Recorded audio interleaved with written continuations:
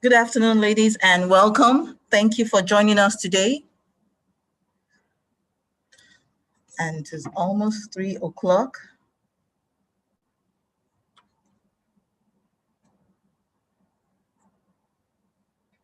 Good afternoon, ladies. Welcome. Thank you for joining us today. And we have so many people joining us today. Thank you. Welcome.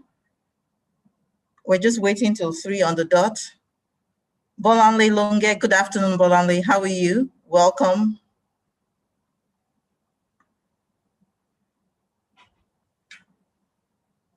Fantastic. Oh, Bolanle says fine. Thank you, Bolanle, for joining us. Welcome, everybody.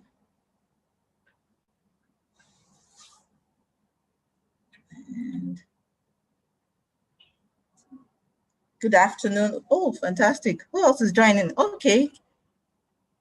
Good afternoon, ladies. Let's see who joined us again. Oh, Oluwakemi Bello. Good afternoon, Oluwakemi. How are you? Where are you from? Can you put that in the chat section? Bolanle, where are you from? Bolanle Melful. Good afternoon. Bolanle from Ibadan. Wow, fantastic. Bolanle Melful from Germany. Good afternoon, Bolanle. How are you? Hetty Ubo. Good afternoon. Adeola Yomi Patrick. Good afternoon. Lola Oyeneko, good afternoon. Welcome. Just give us a couple more minutes. We're about to start. 1 more minute. Josephine from Lagos. Fantastic. Good afternoon. Kaduna. Wow. Welcome. Oluwakemi from Kaduna.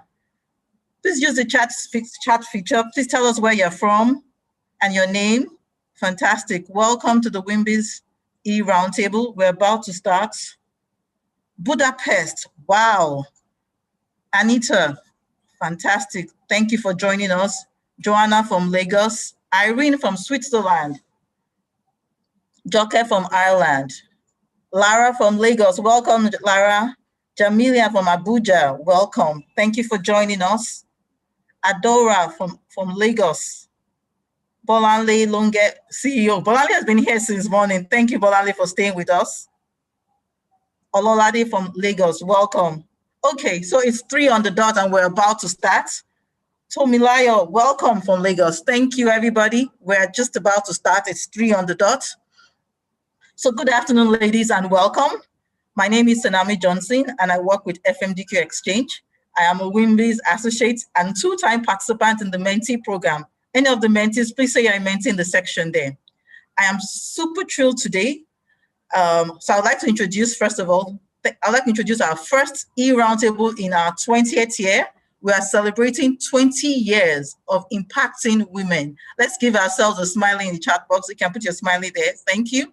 So thank you for joining our WIMBIZ April 2021 WIMBIZ e-Roundtable. Fantastic.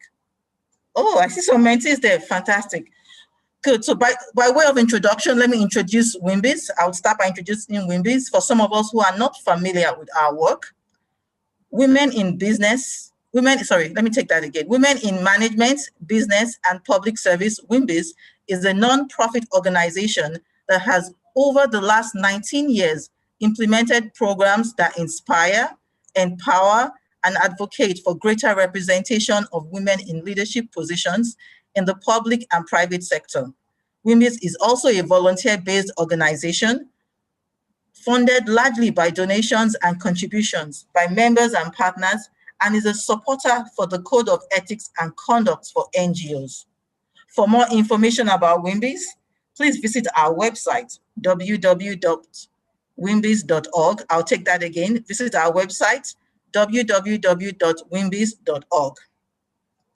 We'd also like to thank our remarkable sponsors, Development Bank of Nigeria, for supporting WIMBIZ. Please take note, at the end of this webinar, a poll will be put up for a quick evaluation. We'd like to hear about your feedback and your experience. Thereafter, an evaluation link will be sent to you in the follow-up email. Please endeavor to fill this out. We'd very much like to hear your opinion about this webinar. We kindly invite our dear participants who are not WIMBIZ associates to become one of us today. And to those of us who are associates and are yet to renew our membership, kindly do so.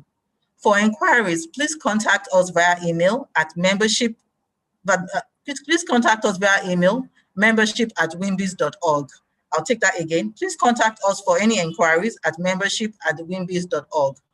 Please tweet and tag us on social media using the hashtags #WIMBIZ e-Roundtable and #WIMBIZ webinar. And on LinkedIn, use Women in Management, Business and Public Service. And on Twitter @WIMBIZ. Good afternoon, everybody. Oh, we have a WIMBOD mentor. Fantastic. This is our meeting, and I encourage us to be as interactive as possible. Please use the chat feature at the bottom. Introduce yourself, network, and ask questions. So our theme for today is shattering the glass ceiling. What is stopping you? And I'm super excited and thrilled today. And our moderator for today is Mr. Adebola Williams, co-founder and Group Chief Executive, RED. He is a pioneer at the intersection of media, democracy, and social change. He will tell us more about himself in his opening statement. Thank you, Senami. Okay, it's fantastic. Okay, so we'll be taking polls during this webinar, and this is our webinar, as I said earlier, and we'll have a chance to ask all your questions using the Q&A box. So we'll start with the first poll. Hopefully, it will provide our panelists some insights into the over 400 amazing ladies that have joined us today at this practical roundtable. WIMBIZ HQ, can we have the first poll, please? So I will read out the questions for you so that you can fill it out.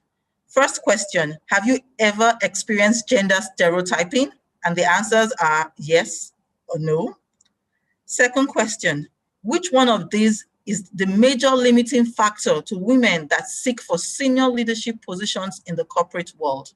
And the answers, gender stereotype, fewer opportunities for economic participation, greater health and safety risks, less political representation. The third question, so what do you hope to gain from this e-Roundtable? And it's a multiple choice, you can pick anyone. Get equipped with tips that will propel you to take advantage of your opportunities. Become aware of the subtle stereotypes being projected. Understand how to break out of the stereotypical mold. So kindly fill out the poll. We'd like to get your feedback and your insights. Thank you. Oh, wow, we have so many people here. Fantastic. Please fill out the first poll. Let's hear what let's get the insights on how you feel and some of your opinions. It will be helpful to our panelists. We'll just take 1 minute for that. What do you hope to gain from this e-Roundtable? I know what I want to gain. I'm not going to tell, I'll tell you at the end of the session. Thank you so much. Okay. WIMBIZ HQ, can you please share the results of the poll? Oh, wow, fantastic. This is so much information. So I'll read it out for our panel. The first question, have you ever experienced gender stereotyping? 77% of us say yes. Fantastic. Okay, the second question, which one of these is the major limiting factor to women that seek for senior leadership positions in the corporate world? 59% of us say gender stereotype. 19% of us say fewer opportunities for economic participation. 18% say less political representation. Wow. Thank you so much, ladies. And the last question, we all have the same answer. What do you hope to gain from this e-Roundtable? 79% of us say get equipped with tips that will propel you to take advantage of opportunities. The next set, 55%, say understand how to break out of stereotypical mold. And 25% of us say become aware of subtle stereotypes being projected in the workplace. Fantastic. Okay. Thank you so much.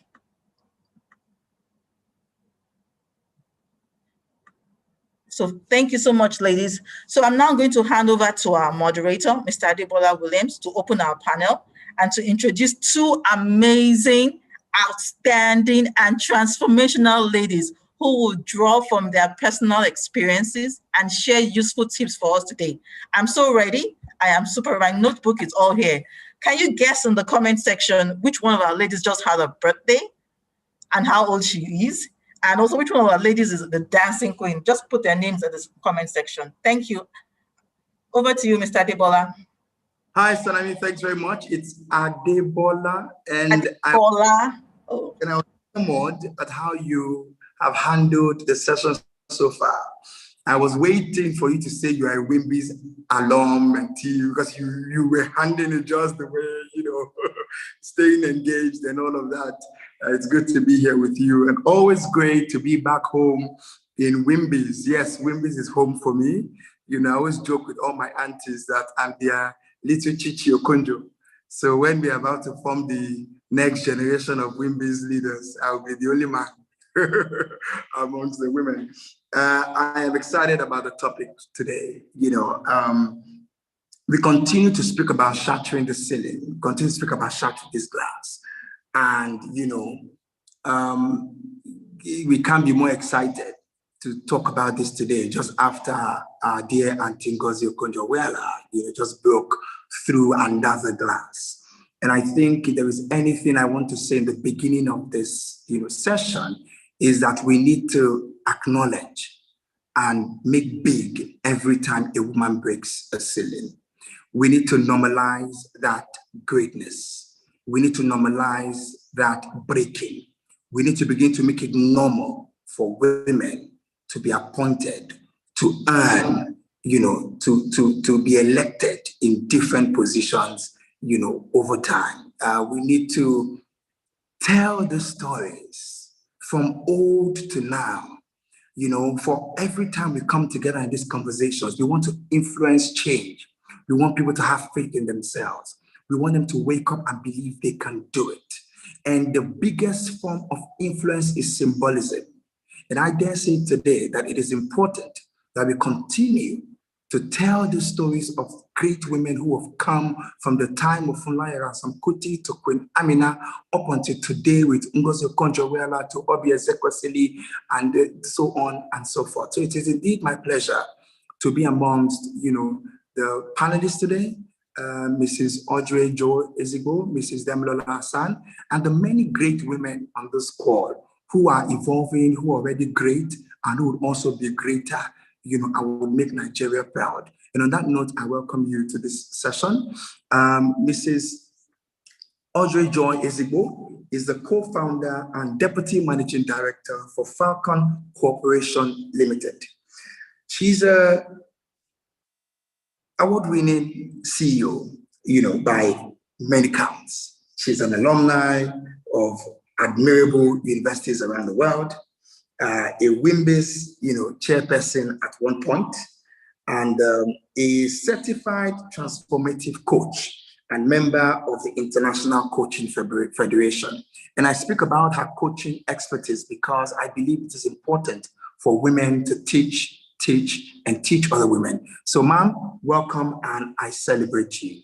Mrs. Damilola Hassan is the managing director at Meristem Trustees Limited. She's a financial planner, and she possesses extensive experience in investment, advisory, wealth management, and trust services. She also says here she loves teaching people how to manage their finances. She's the vice president of the Association of Corporate, Individual, and Investment Advisors of Nigeria. She's on the faculty of the Entrepreneurship Academy. She's a member board of trustees for CBA, amongst others.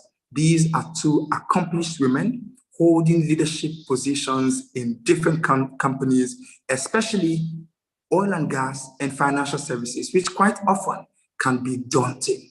Welcome, Mrs. Audrey Joy Ezigbo, Mrs. Damilola Hassan, and happy birthday to our celebrant. Thank you so much, Adebola. Good afternoon. And thank you all the ladies wishing me happy birthday in the chats. It's good to be here. Thank you. Yeah, thank you so much for having me. Happy birthday once again, Mrs. Joy Ezigbo. Congratulations. Thank you, sis. Thank you. Excellent. So, dive right in. And I think I'm going to start with you, You know, before we got on the call, we agreed to do first names. I was about to call. On my script. I'm so old school. I don't know how to do it.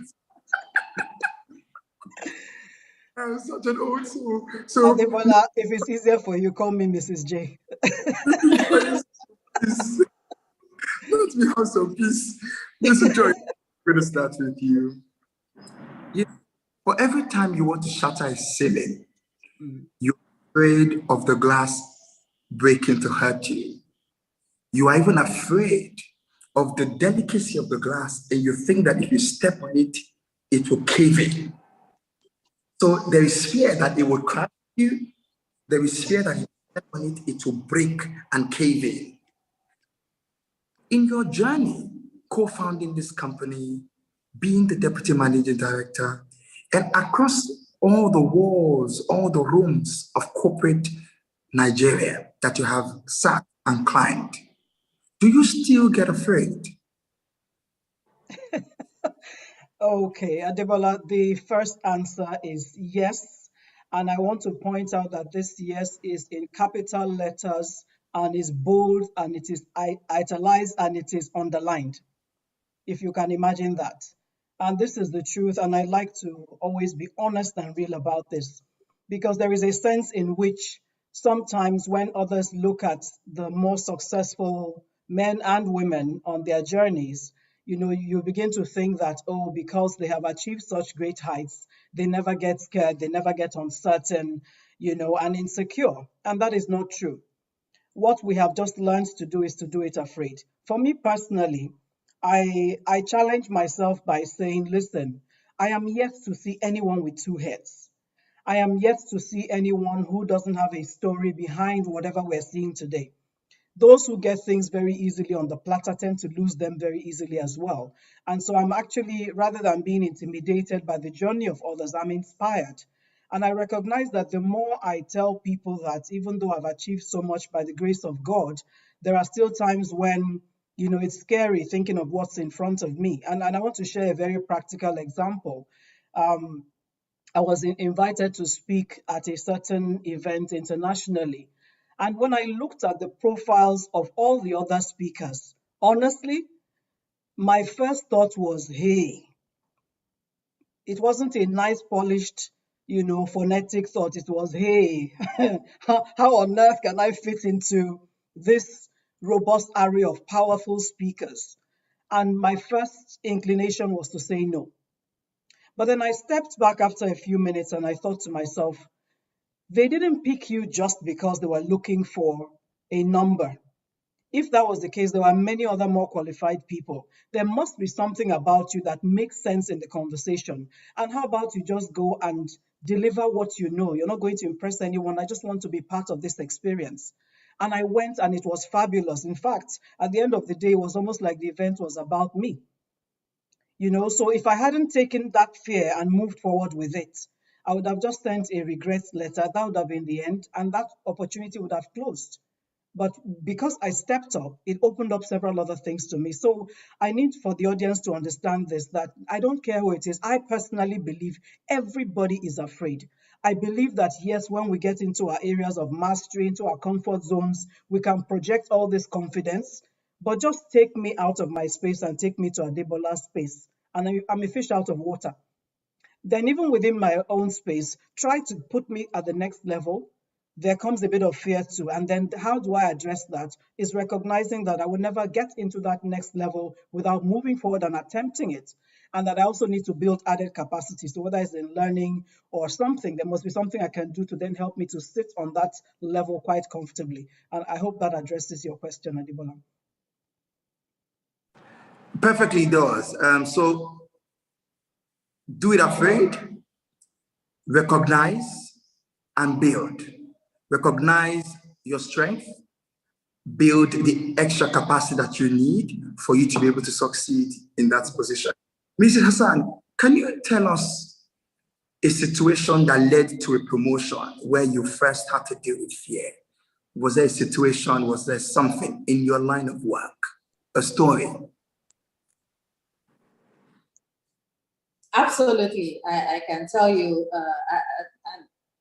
really like Audrey said, over and over again, you get confronted with things that will make you uncomfortable. You get confronted with situations that will call you out and, task you. And you just have to decide at that point in time, do I want to move forward doing this? Do I want to risk, stepping out of my comfort zone to do this? And every time that I have taken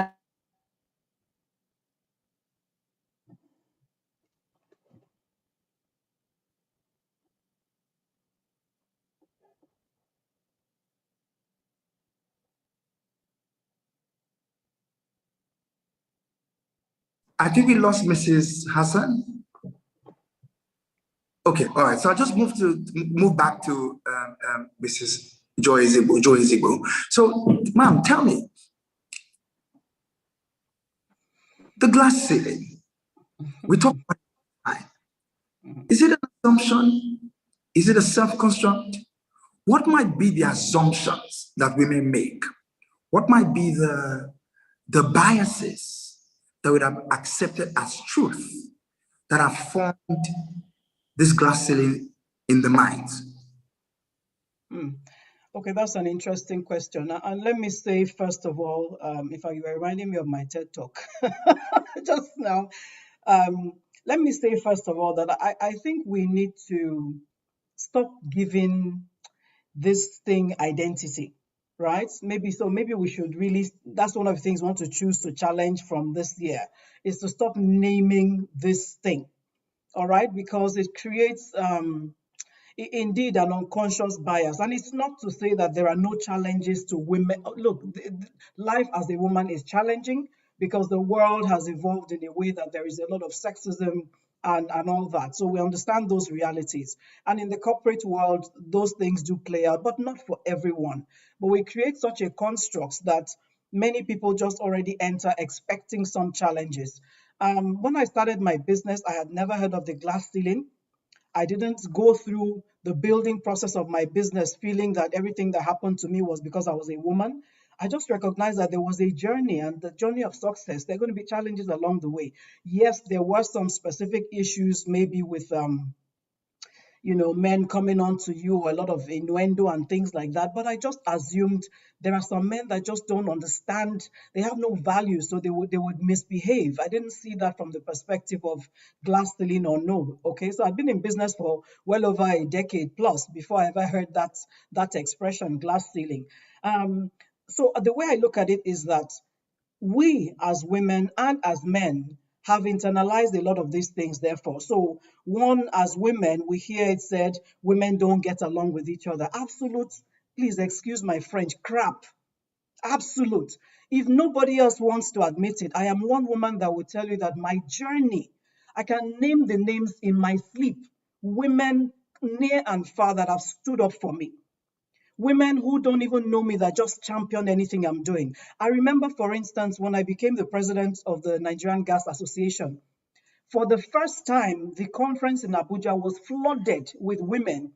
And many of them said to me, the only reason I came is that you are here.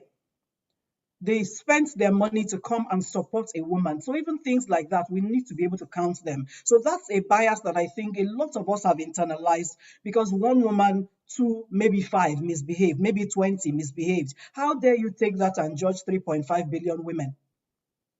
So that's one. And then men too have also bought into that. Men will tell you, oh, women don't get along with each other. A man who has four sisters who are so close to each other and are always helping each other will come out and say that in public. I don't get it. So we have to stop giving this thing a name and just begin to noise the collaborations, noise the positive experiences so that we hear that. Two, we believe that men lock women out. And listen, this can be true. I have personally had experiences. I remember one vividly that happened 2 years ago when I walked into an event. I was talking with a group of my guy friends. Of course, most of my industry friends are guys because there's so many in my industry. And one new guy came in, literally came and stood in front of me and shouldered me out of the circle. I have had those experiences. I just stepped back with a smile because I knew what was about to happen. A couple of my other guy friends stepped back and created a new circle with me. But the thing is that many times we think the men are just trying to keep us out. I honestly believe that sometimes they just don't know what to make of us because we are so different in our outlook and our approaches. But I was listening to something you were saying the last, Debora, I heard you speaking a couple of days ago, and you were talking about how to approach the men, the things that make sense to them. So women will come with our storytelling, men are coming with data and analysis. If you are a woman that understands soccer and you get into a cycle of guys and you start to discuss Man U, there is, I mean, there. So this is the thing. We need to get out of the mindset that every time we're coming towards guys that they want to keep us out. It's not true. These are your brothers, these are your friends, these are your cousins, and all that. I think we need to get out of that. Otherwise, we approach them with a different set of lenses. And every time something happens in the office, we attribute it to is because I'm a man. Right? I've been talking for a while. I don't know if my sister is back on. I have one or two other things I would have wanted to say in this sense that, for instance, when we talk about, yeah, let me stop so that you can carry on. I'm sure we can come back to this later Great on. point, Thank you. and just Yeah, to she's back. quickly that, my wife loves football, and immediately she comes to hang out with my friends.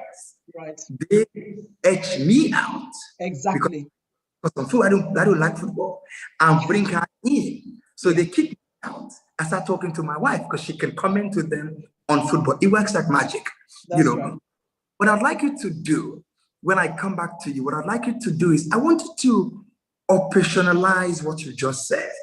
So when you say you're able to hang out, you said when a man comes and etches you out, then your friends come and pull you back in. Why?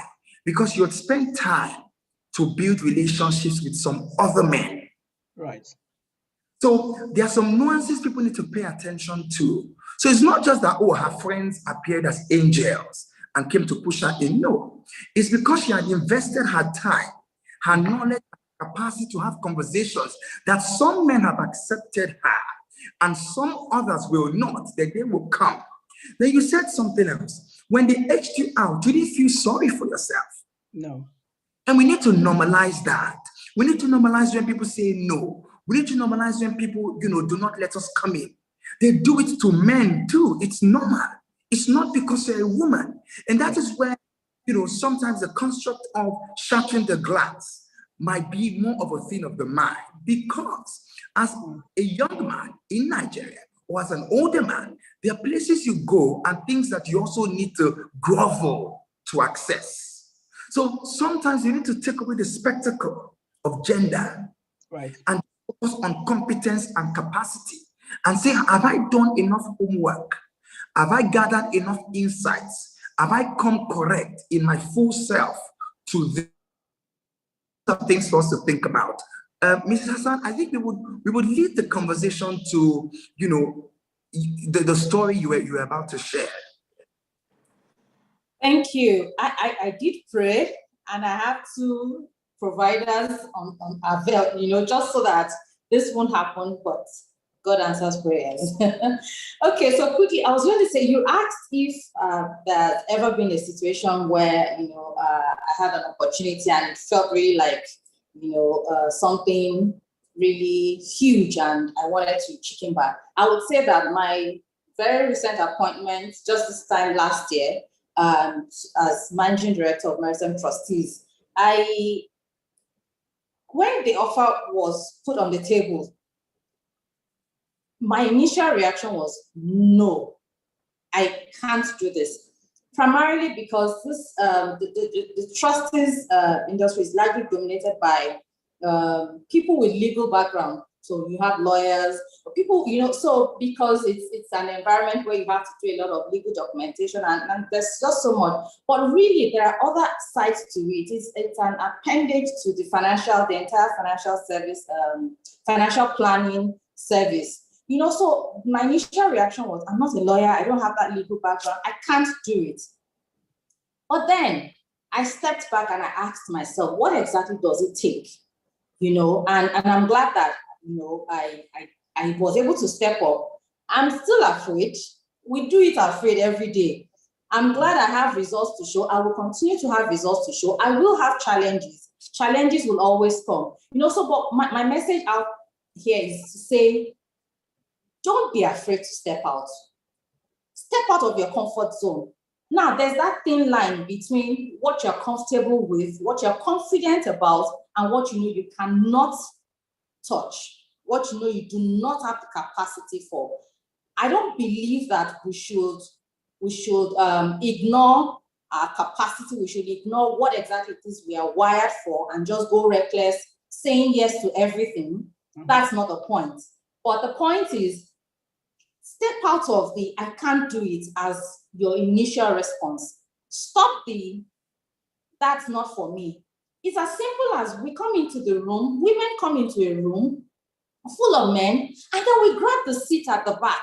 You come into a room, with a large conference room, and the first thing you do is, in your head, you've reserved some seats for some people that you think are better than you. Who told you that?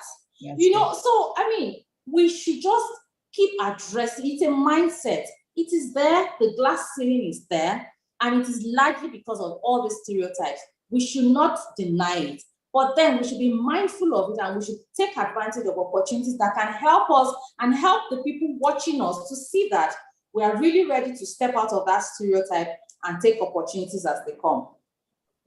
Thank you. So I'm going to come back to you, Hassan. Sorry, Adebola, I want to jump on this point very quickly and give a shout out to WIMBIZ. I'm sorry, I have to do this. I want to give a shout out to WIMBIZ, because I've been on this WIMBIZ journey for maybe like 16, 17 years now.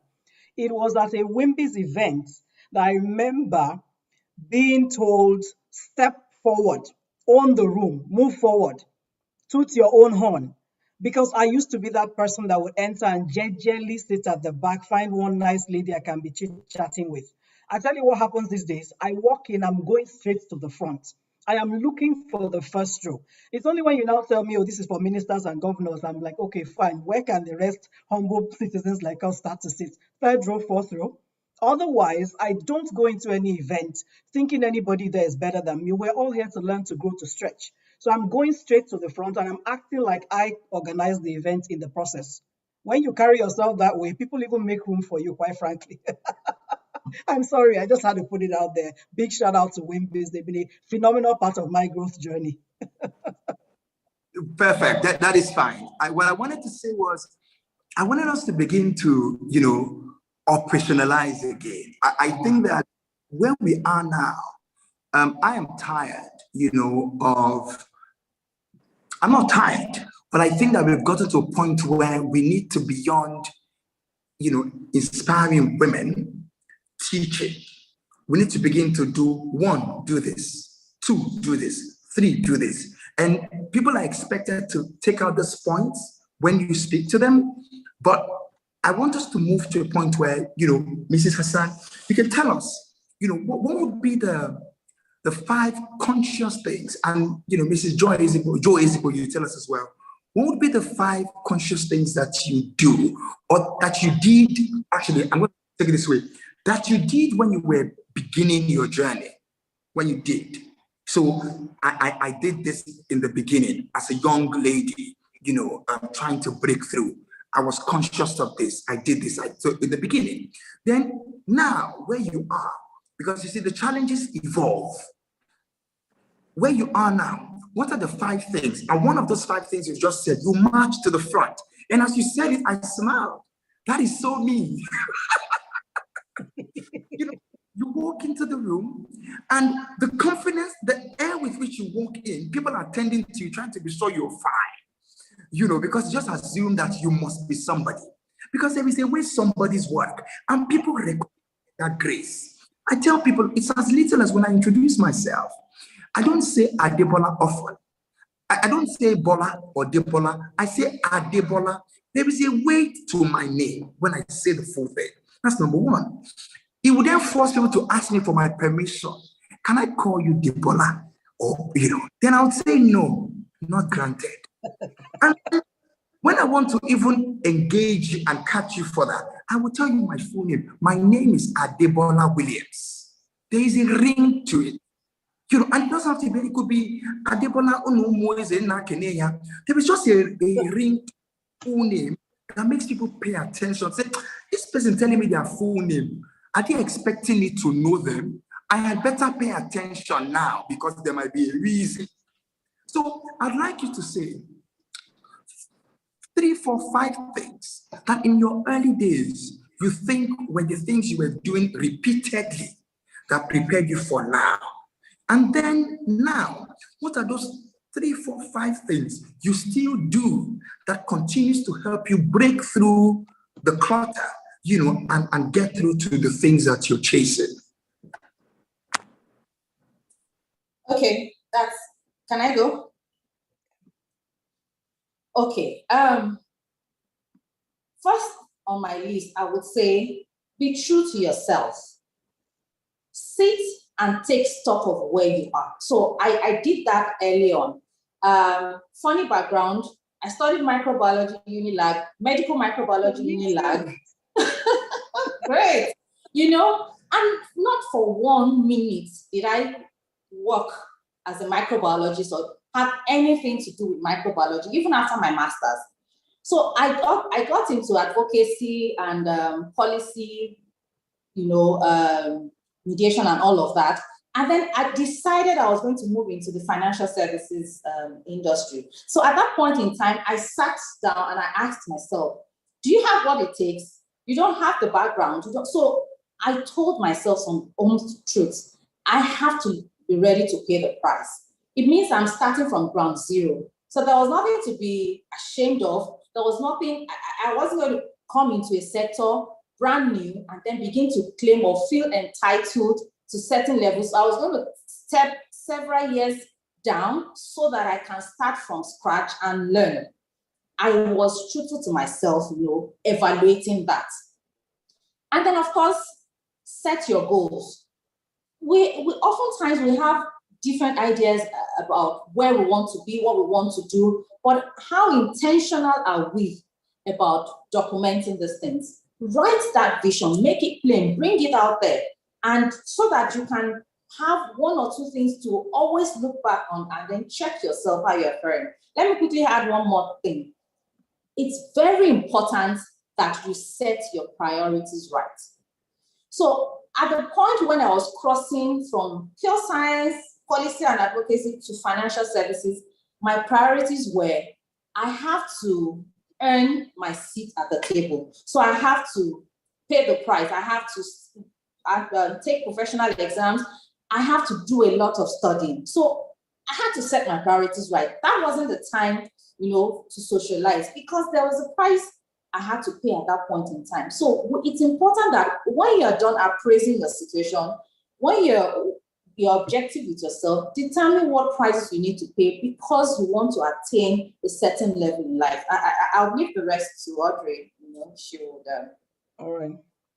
Okay, thanks, Adebola. So let me share. You're asking 5 conscious things on the journey and then that I do now. First and foremost is I've always been someone, because that's the way I was raised, with a commitment to excellence, to doing things right.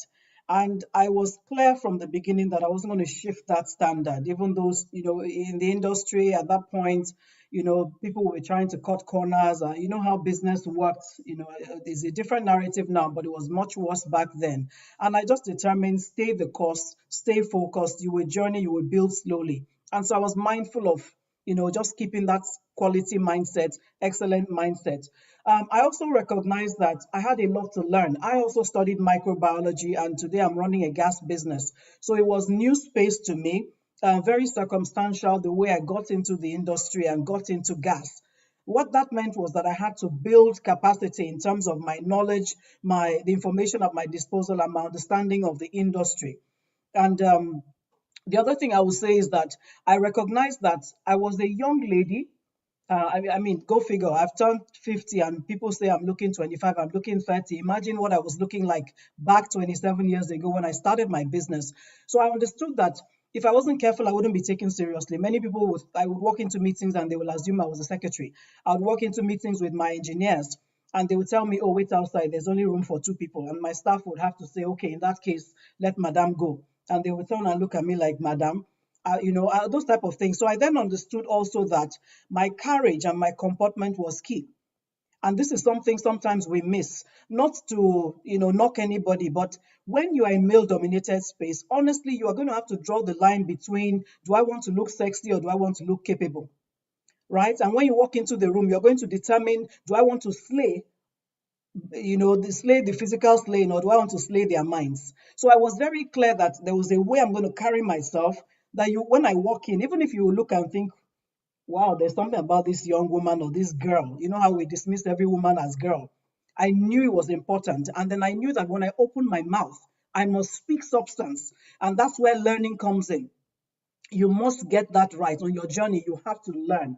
And then I also recognize that I didn't know much about that industry that had existed before I was even born. So I was going to have to meet people. And the first thing I did was to try to ask, okay, so what is the main industry association that is relevant to the business I'm doing? And that's how I got into the Nigerian Gas Association. From my first meeting, I listened to the kind of high-level content, the kind of insights I had never heard before. And that was the day I said, you know what, one day I'm going to lead this association. Was that going to happen just by saying it? No. So what did I do? I started to put myself forward. I joined the programs committee. I joined the other committee. That's how my journey started until look what happened several years later. So you have to put yourself forward, and you can't stay in your small space and think that this thing comes to you on a platter of gold. No. Now, in terms of the things that I still do now, fundamentally, nothing has changed. I'm still focused on excellence with no apologies. I always say that excellence can't bow to mediocrity, so I'm not on that journey, right? I'm still focused on learning and growing. So, I mean, in the course of my life, I've done 3 MBAs. I've been back in school so many times. People keep asking, madam, what for? You're already successful. And I'm like, yeah, you people want me to stay and become a dinosaur in the space when the world is moving fast. I'm not having that.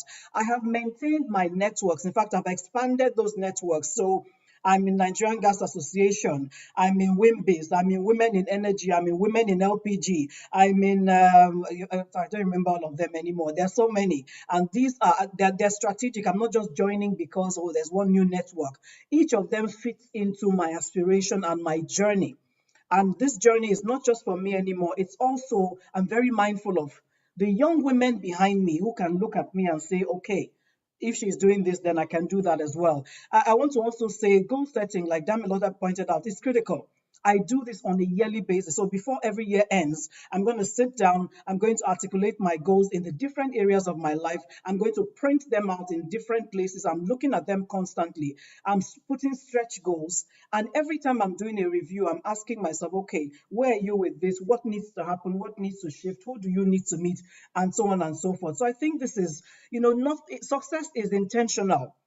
Success is intentional, and it's going to stretch you. It's going to take things out of you. None of us is here shining by, we just shined our way through. No, there was sweat, grind behind that. But there is a vision and a direction, at least to everything. I'm sure if you speak to any one of us, they will tell you that same thing. It's vision, it's direction, it's targeted. It's opening ourselves up to opportunities and then asking, okay, even if I sense that there's some gaps that I have, who can help me with this? Or what do I need to learn? What do I need to read?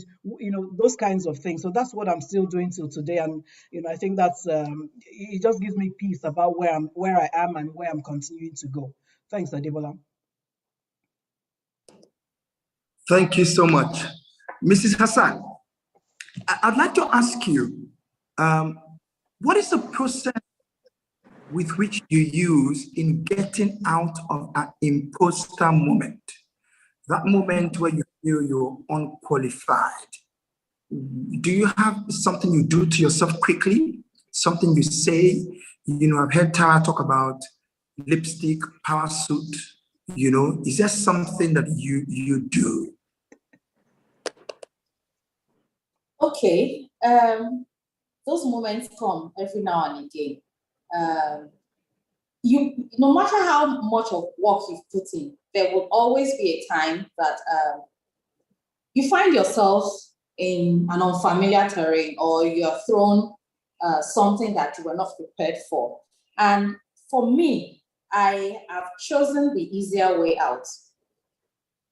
More often than not, I'm not afraid to be vulnerable. And I say this, because I hear people try to live the perfect life and try to present themselves as ever perfect, ever on point, never making mistakes. I am not that person. So I'm not afraid to be vulnerable. I'm not afraid to own my truth. So, but I don't dwell there. So if I find myself at a point where I do not have an answer, I don't shy away from acknowledging that, but I don't stay without an answer. Such that when I come back to you, you know that I have put in the effort to bring the results that is required. So I think what is important that women should be conscious of is you need to own your space.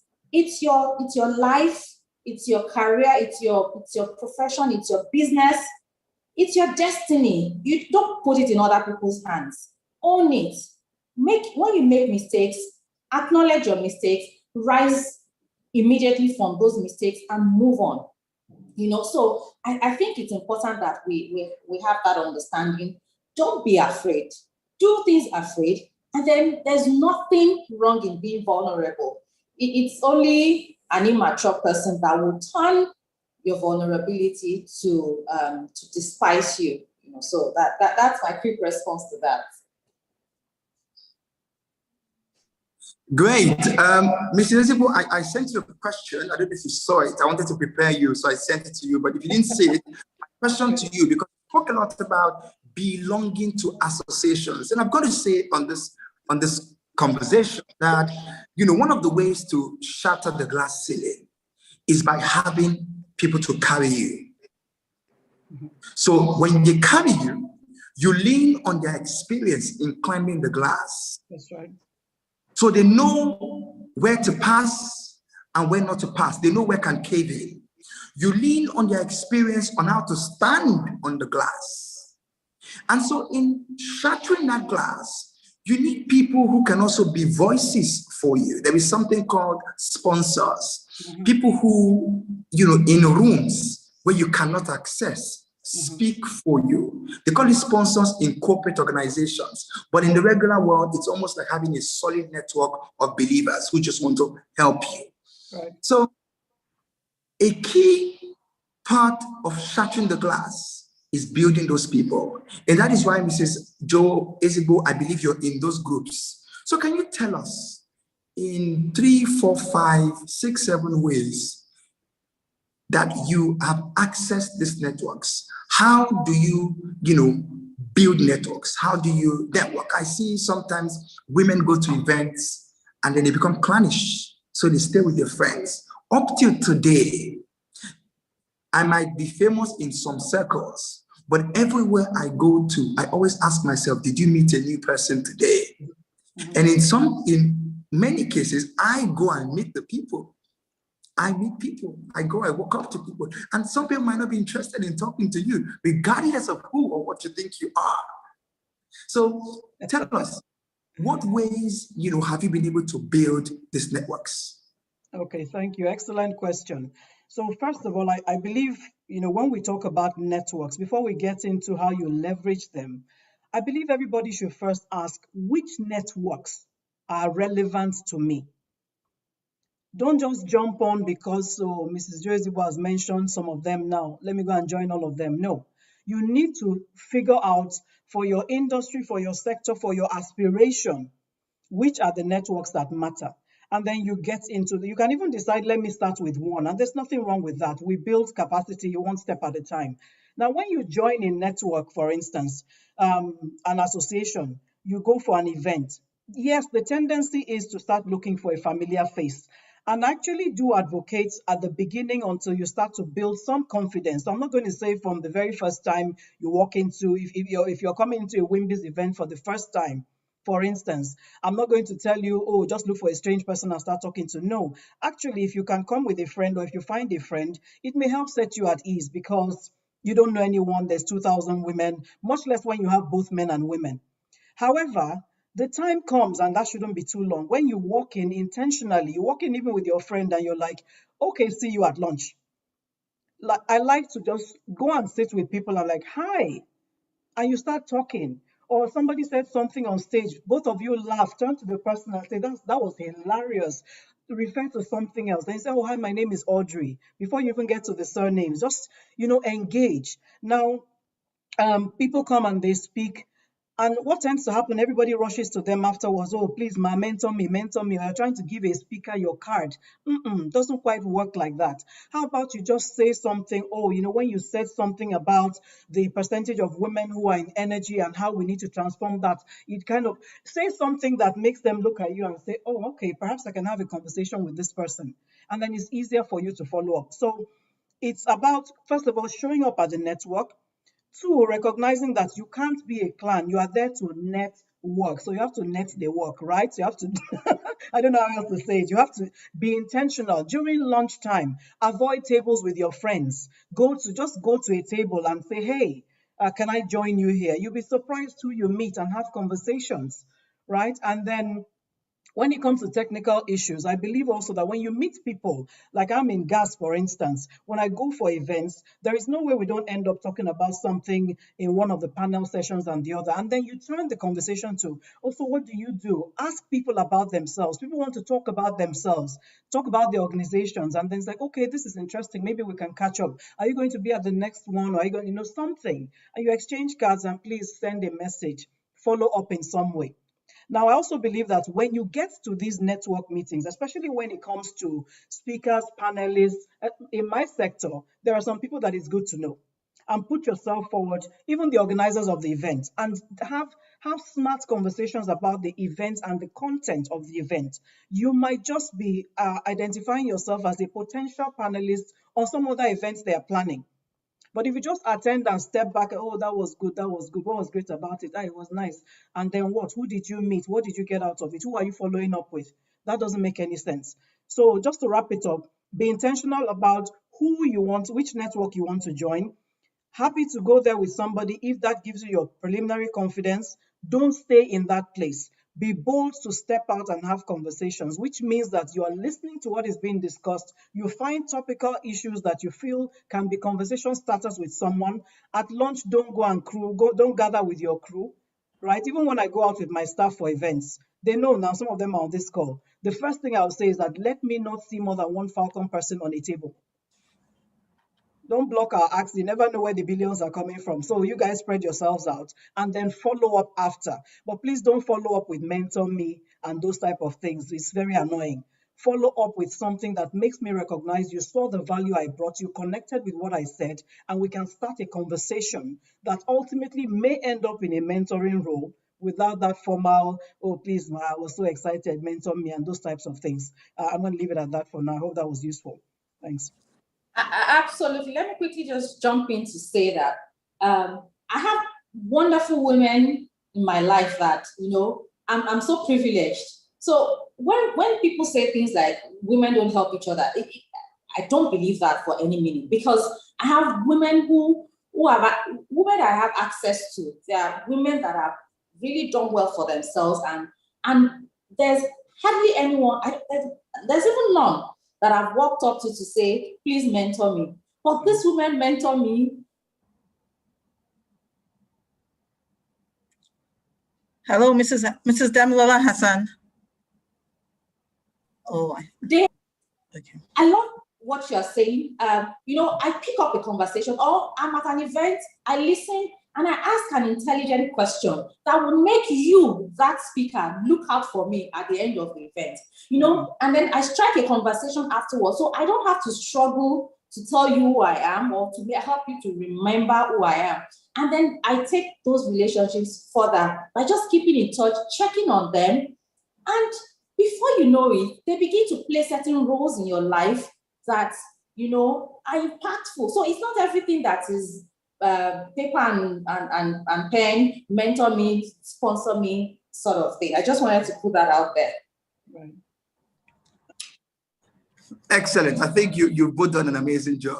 For someone that teaches on building networks, I'm so glad, to get a refresher course, from this. I enjoy very much, not start teaching when I'm, chairing a panel, so that people can really, get the wisdom of those we've invited. So thank you so much. Mrs. Hassan, I wanted to ask you, in this day and age, it still happens where your competence and capacity is ignored, and people still want to give you promotion to shatter a glass with inappropriate favors. Have you had to deal with that? How did you handle it? And then Mrs. Ezigbo, Mrs. Joe Ezigbo, I'm going to be asking you about authenticity. There is a conversation around authenticity, and if it truly helps you advance or if it sometimes suppresses you. Men are quite expedient in their decision making. When people say women are emotional, it is because women are very authentic and they try to be sticklers for what is. But sometimes expediency would require that people go through certain ways, people go to certain places, make certain associations. And it's been found that, because women, are sticklers and, they want to present, it's a great value. But is there a way that authenticity sometimes is why men don't want women in their, boys club? Does it really, stop women from growing?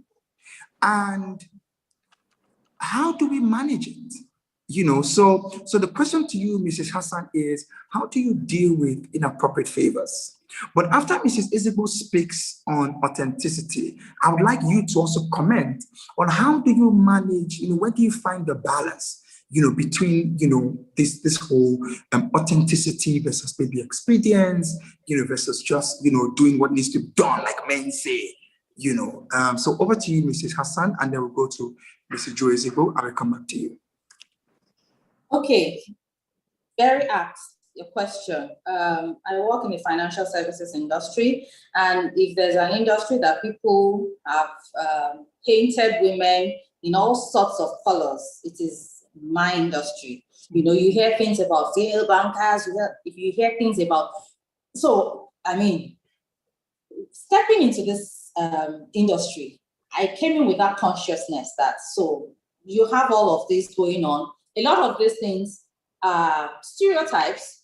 People just believe that you have to, exchange something, to get what you want. So let me just start by saying that when you walk into an industry, or you choose a career, you choose an industry that you want to play in, you should understand what the challenges are upfront, and you should get yourself prepared.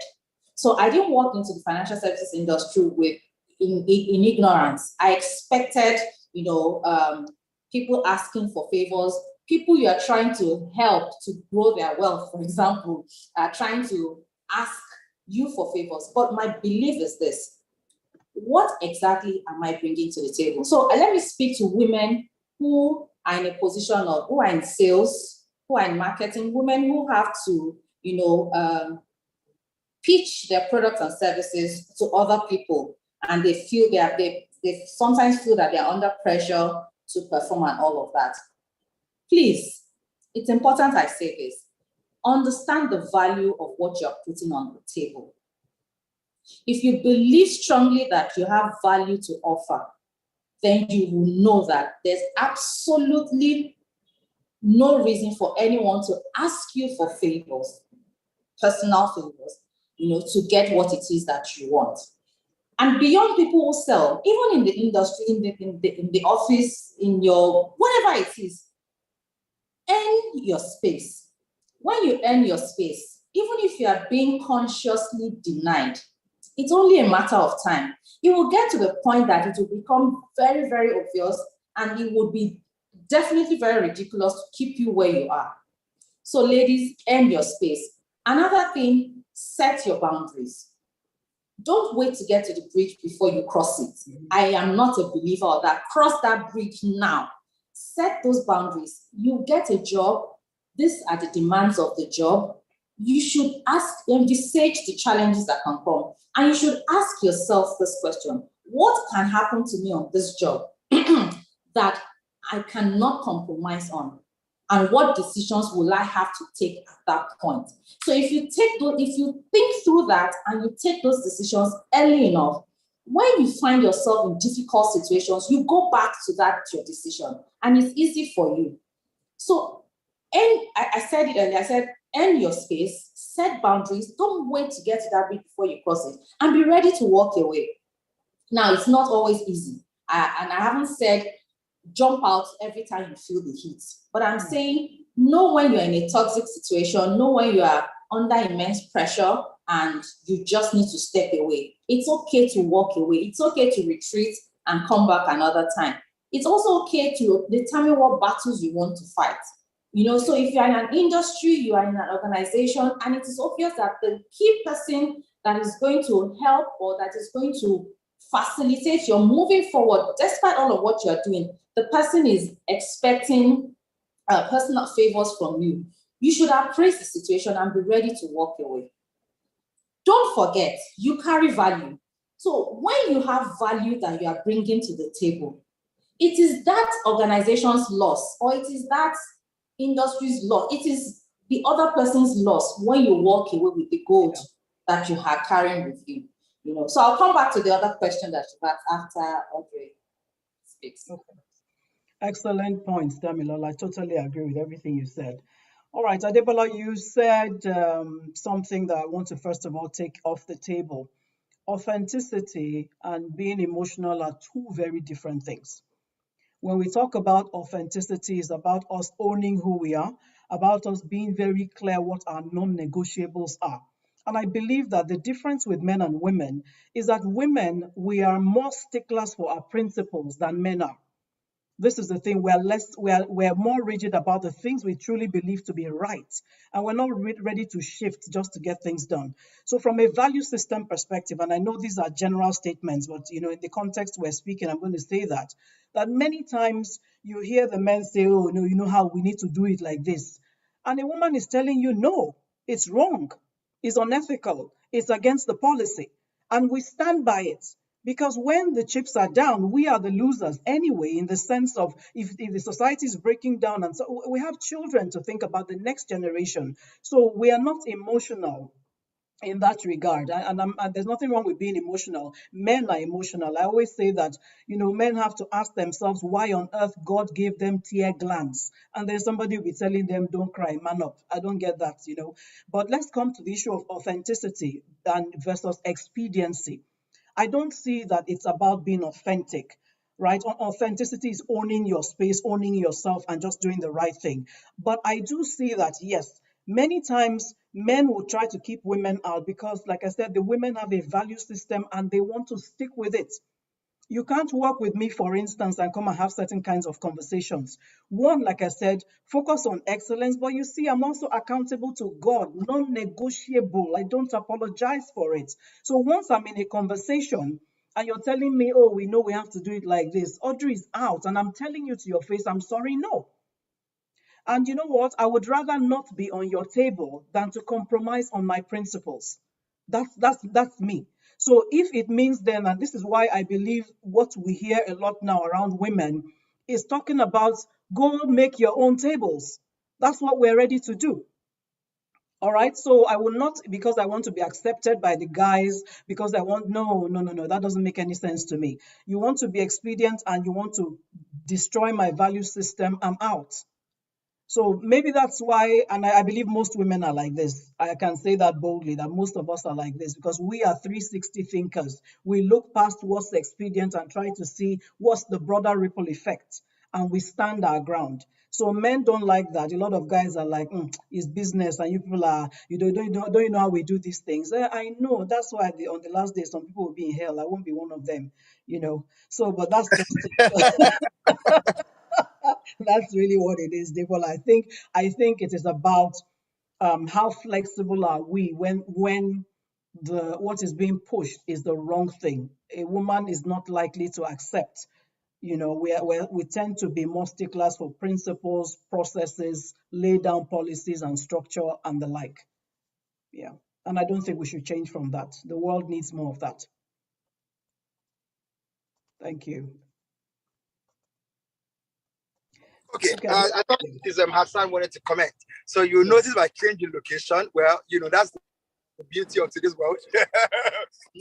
I'm doubling this with some physical meetings here and there. So I think that I like the way you've treated the question, Mrs. Joesico, and I would just want to add a bit more, which is to say that if I link through what Mrs. Hassan said earlier, what you've said now, it is recognizing your power. And you've spoken a lot about upskilling and upskilling and upskilling. You've got to get to a point as a woman where you've upskilled yourself, you are assured in your competence, your capacity, and your character, that you would realize that not every table is for you. And so you would walk away from some tables and allow the people eat alone. It is okay. It is okay to walk away from some tables and let the people eat alone. And I think that's such a powerful, summary from Mrs. Hassan and Mrs. Joe Ezigbo. At this point, I want to just check, Mrs. Hassan. Do you still have anything to chip in, or can I go? No, let's move on. I see a lot of chats. I see questions popping in, so I would want us to maximize the time. So let's just move on. Excellent. Okay, I think that probably that would be a good time. That would be a good time to take questions. I don't know if Senami is ready, or if I should keep going. I'll take one question I see here. Okay. Joke Adenuga says, I was on a course and we broke into teams. My team had 4 women and 1 man. All the women stepped back and nominated the man as the team lead.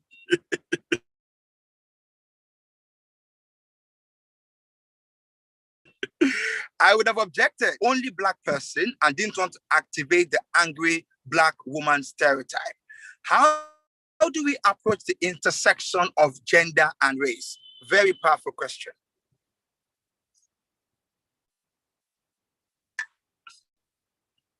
I don't know who. Yes, okay, Mrs. Yeah, you can go ahead. Okay, all right. So I believe that this is, maybe I'm not the best person to actually speak to that in sense that this gender race issue, I believe many times those who work in multinational type organizations tend to have to deal with this more. And the angry Black woman stereotype is a reality as much as the woman stereotype is a reality. So maybe I will answer it from the perspective of just stereotyping. Listen, ladies, we who are here that think we are still on a journey of dealing with glass ceiling, whatever it's called, we are here because some people have championed the cause thus far. We are here because some people have chosen to be called all sorts of names, from BI something to aggressive to domineering to outright insults. That's why some of us are here. I want you to recognize your journey is a journey for the next generation. Every time I speak about this, I always point out that I have 4 children, only 1 daughter. You can see her picture somewhere behind me, her yellow self, only 1 daughter. And I don't want her to fight these battles I'm fighting. So what are you going to do? Call me angry black woman. Call me bossy. Her own is too much. This woman's self. Well, call me. It's okay. The labels, you need to be able to just state your points. If you don't speak up, and the funny thing, many times nobody has thought about it.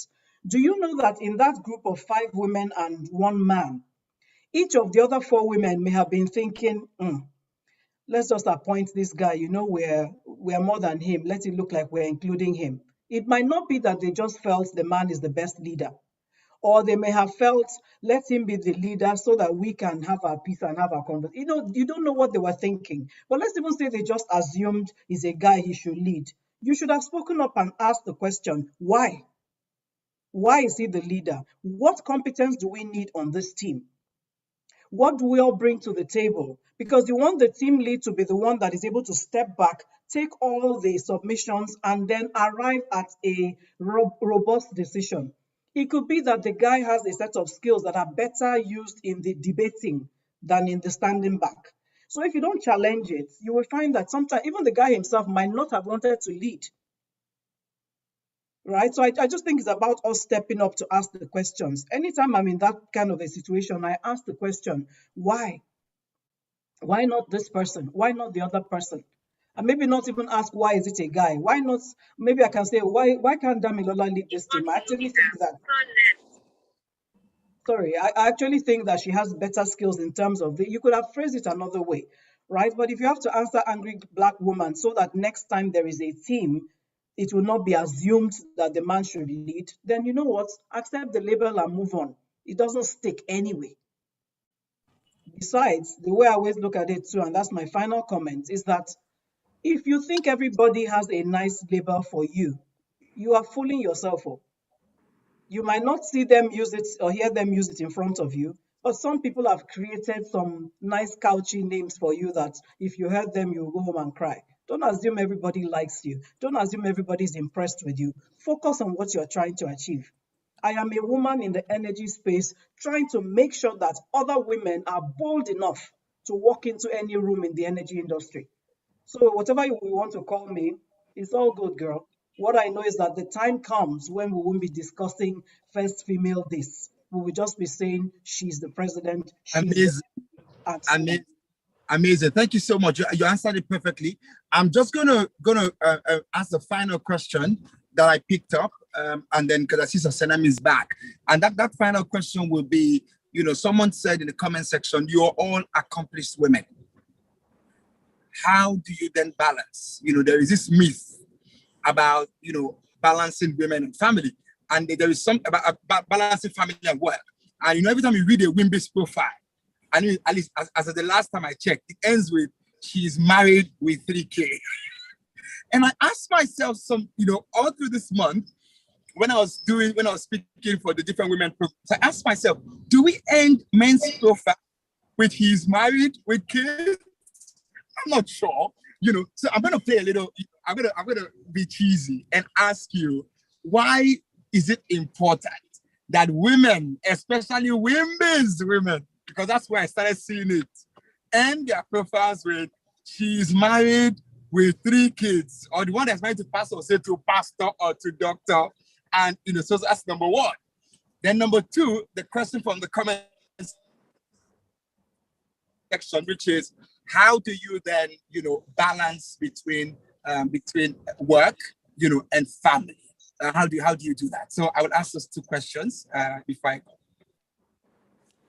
Okay, I'll leave Audrey with the WIMBIZ type of profile, but I mean, I would readily say that you also want other women to know that it's possible to have the best of both worlds. I don't like to use the word both worlds because it makes it look like there are 2 different worlds. But really, work-life balance is all about creating time for the things you love to do. You love to have a family, you create the time for it. You love to build a career, you love to run a business, you create the time for it. It's not about splitting your time in equal proportions, across all of these obligations. No, that's not what it is. It's just about you setting your priorities right, and then going for what your goals are. One key thing to maintain that sort of balance that every woman needs is a strong support system. And this is not just applicable to married women. It really doesn't matter at whatever level of life you are. You need to find your support system. I also like to say that you also need to provide that support to another woman out there. So that this support system, this support network that we're trying to build can be big enough. If I'm available to provide support, you are available to provide the support, and we are available to help out in one way or the other, then a lot more women will achieve their goals. They will not be afraid to step out. They will not live in guilt and the condemnation that they're having to sacrifice caring for their children, caring for their homes in an effort, to do well in their career or in their business. So find your strong support. What are the things that you can delegate? What are the things that you can outsource? identify all of those things and bring them into the picture. Nobody has ever earned any reward for being macho and all strong. You don't have to be. Just find where support can come from and shamelessly plug into it, because you want your goal, you have things you want to get done. So you should just go for it, and don't be afraid of whatever name you're called. Fantastic. Fantastic. Thank you so much, Damilola. Mrs. A, would come back to you. We would like to just appreciate our sponsors, Development Bank of Nigeria, WIMBIZ HQ.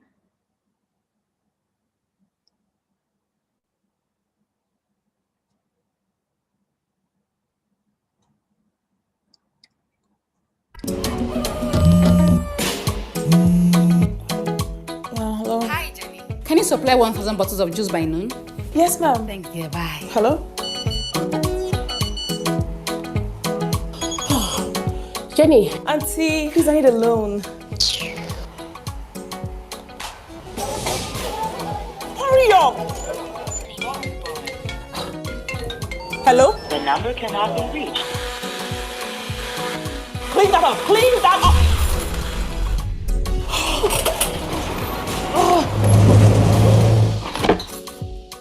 Your order is on the way. Are you an entrepreneur looking for financing to grow your business? Here's good news. Development Bank of Nigeria now provides sustainable financing through commercial banks, microfinance banks, and other financial institutions with repayment terms of up to 10 years. Please do remember, paying back your loan in good time will give you access to more loans. Development Bank of Nigeria, financing sustainable growth. Fantastic. Thank you so much. Okay, ladies, before we go back into our Q&A session, we have the second poll, and would like this to be very interactive. You can take a few minutes to quickly tweet about some of the remarkable, memorable points that has been made. I have so many points noted down. I would go over them later. You can tweet with our WIMBIZ hashtag. WIMBIZ HQ, could we have the second poll up, please? Permit me to say goodbye to the ladies. Thank you so much for having me. I hope it's been a useful conversation. And officially, I hand over to Sanami. Thank you, people. Bye-bye now. Okay, Debola. Thank you, Debola. WIMBIZ HQ, could we have our second poll up, please? Fantastic. Thank you so much. Let me read out the questions to you. The first question, have you ever shattered a glass ceiling to get to any senior leadership position in management, business, and public service? And the answers are yes or no. The second question, as a woman, what general situations have stood in the way of your professional or business goals? And there are multiple answers. The first one is zero support and encouragement. The second option is zero belief in one's ability to succeed, and societal conditioning. Fantastic. We'll just take a minute to answer those polls. Please give us your opinion. We know that we are all here to learn. We have two fantastic panelists here. They've given us so many tips. Okay, WIMBIZ HQ, can we have the results up, please?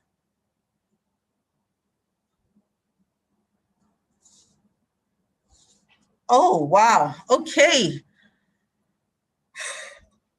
We have 373 women here. And what have we said? Have you ever shattered a glass ceiling to get to any senior leadership position in management, business, and public service? 52% of us say no. 49% of us say yes. And the second question, as a woman, what general situations have stood in the way of your professional or business goals? 61% of us say societal conditioning. 34% of us say zero belief in one's ability to succeed. And 32% of us say zero support and encouragement. Wow, thank you so much. Thank you so much. So we're going to go straight into the Q&A session now. We started earlier, and I would let Mrs. A continue with her response to the last question. As I said earlier, make sure you interact as much as possible. Interact in the comment section, and also share your questions with us. We'd love to hear your questions. Mrs. A, over to you.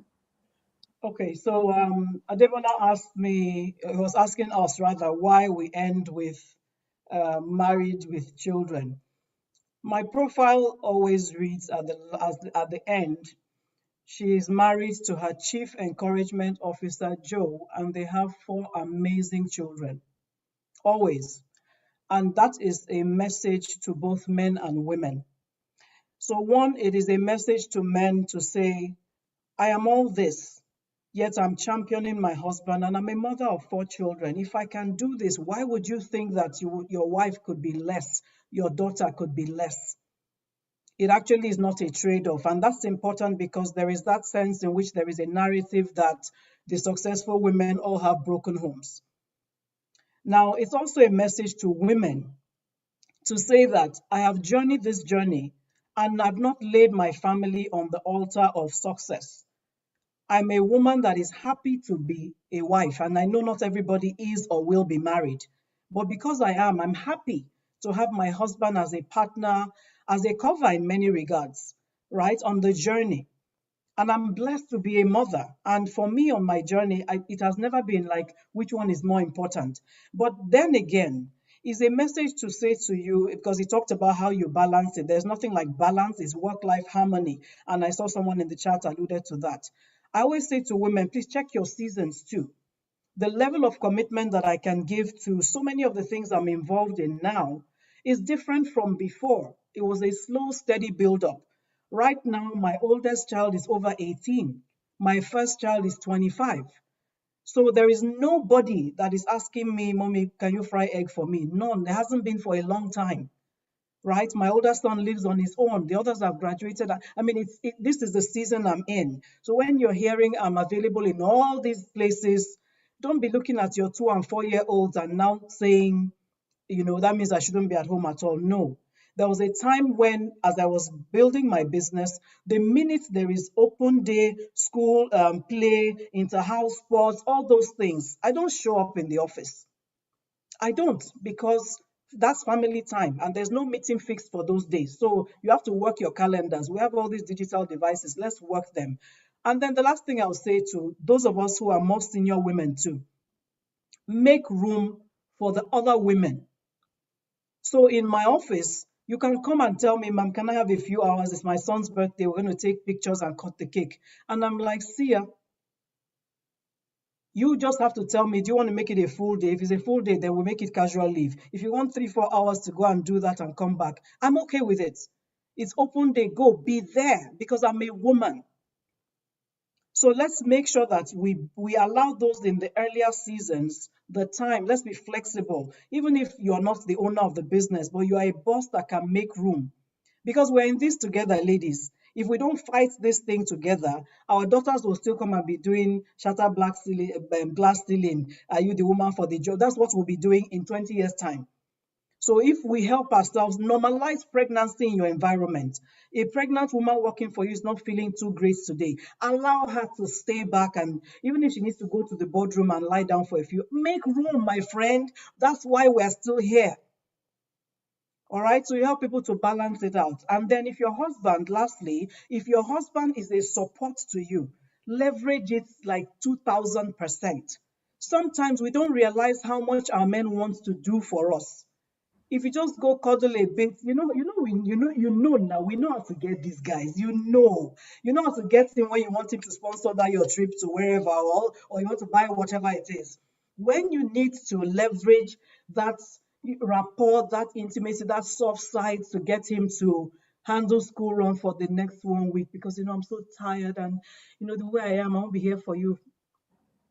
Now, ladies know what I'm saying. Yes. Yes. I'll leave it at that, okay? Yes. Thank you, Mrs. A. Oh, so many remarkable tips. Make room for other women. I particularly like that. Use the boardroom. Allow your colleagues to use the boardroom when they're pregnant. I would attest to that. I was the chief boardroom. They have the best chairs in the boardroom all the time when you're pregnant. But you use it. Okay, so let's go to another question that we have. Okay, we have a question from Adanma. I went into partnership with a man for a project. It was such a good one, but I did not like the guy's attitude, so I opted out.